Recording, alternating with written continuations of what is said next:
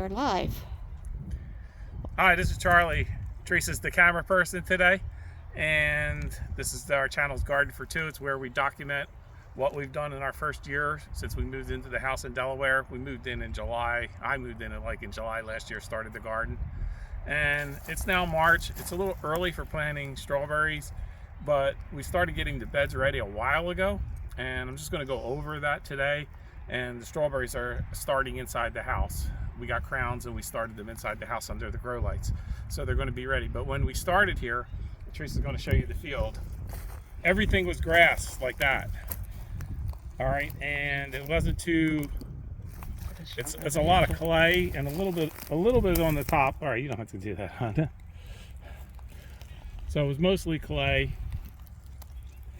And we can't plant on the grass like that, although the no-till method would let you do that. But the clay is so hard under there when it gets dry in the summertime, it was like rock hard. I drove my truck, everything on it, didn't even make a dent. Tried to put a shovel in it, it's hard. So we're breaking it up. A lot of it's manual with the broad fork, but this is what we started with here with the grass. And then Teresa came out and put cardboard on top. Okay, she put cardboard. And we're going to kind of go back this way, and then we added some dirt. Kind of looks like that. And then when we add a little more dirt, we start to level it out so it looks like that. And that's all turned up and loose now. And then we put compost. There's deer prints or something in there. That was the bird. The bird? The black bird, yeah. So this is the compost, and this has been sitting for a long time. And we're not ready to plant this area. Hold the camera as steady as you can as we go back. I go back there and face me. Don't walk that way, hon, so you don't trip. Go back a little more. We're going to show you how we broad fork it now.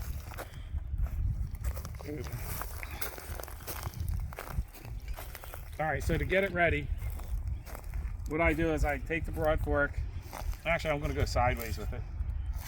So we just push it in, and you can see it's loose now. And I just break it up a little bit.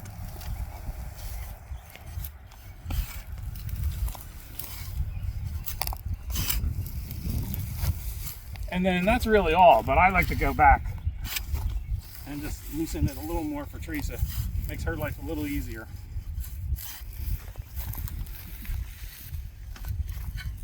And there's a million worms in there. There is. So we need about 20 feet. We need about 20 feet because we got 20 plants. I saw a worm. Teresa loves her worms. There's one. What are you doing, babe? Close up. Close up of worms. So, and then we just take and we're looking for any Bermuda grass, anything we don't really want in there. Break up the bigger clumps. And if you look that way, that's what it looks like when we're ready.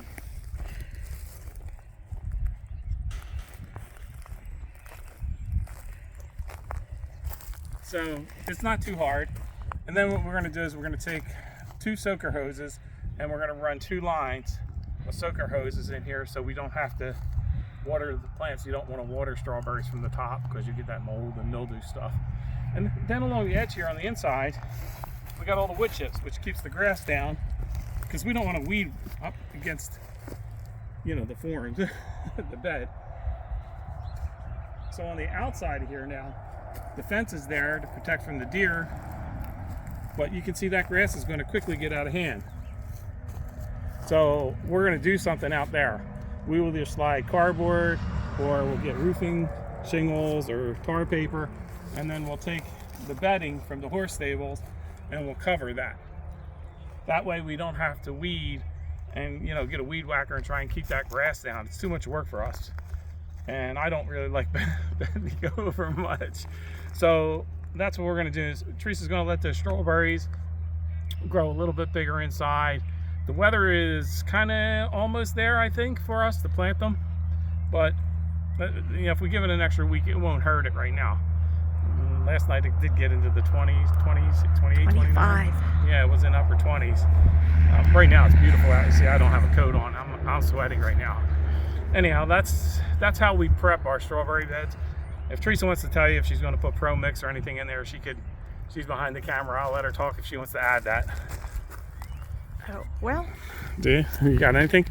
I was just going to put the Pro Mix underneath the crowns of the original plants. We have 20 plants, and they should be making babies, and I hope they like the dirt that we gave them, soil. So the bed's 3 feet wide. So what's your approach on planting them, where you're going to plant them in the bed that's 3 feet wide, and how you're going to propagate them?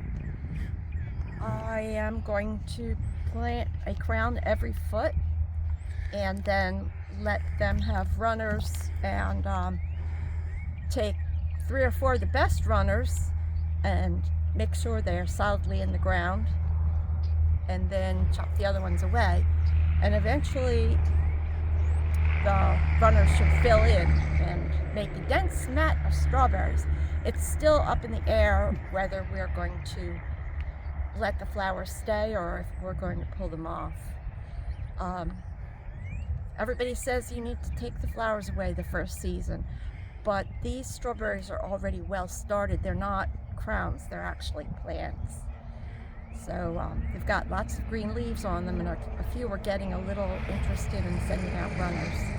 So the runners are going to go in the bed and spread them out, but we're also thinking of taking a few of the runners and bringing them in the house and potting them in the house, you know, so they're not growing on the original plant, taking energy from the original plant. We'll take care of them, and then that way we'll propagate more plants and don't have to keep buying strawberry plants. I'd love to have 100 strawberry plants here in a row right now, but I don't want to put out that much money on just the plants.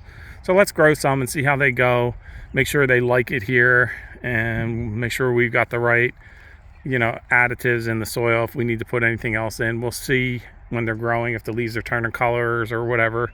If we get attacked by slugs, whatever.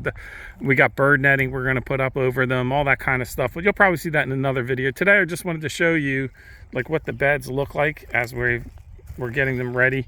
And to be honest, that is such an improvement when you look there at what we started with and what we've got here. It's phenomenal to me, and it's only going to get better. I mean, it's not real black soil, but it's good enough for strawberries. All right, so this is Charlie and Teresa. We're gardening for 2, and that's how we plant our strawberry. That's how we get the strawberry beds ready.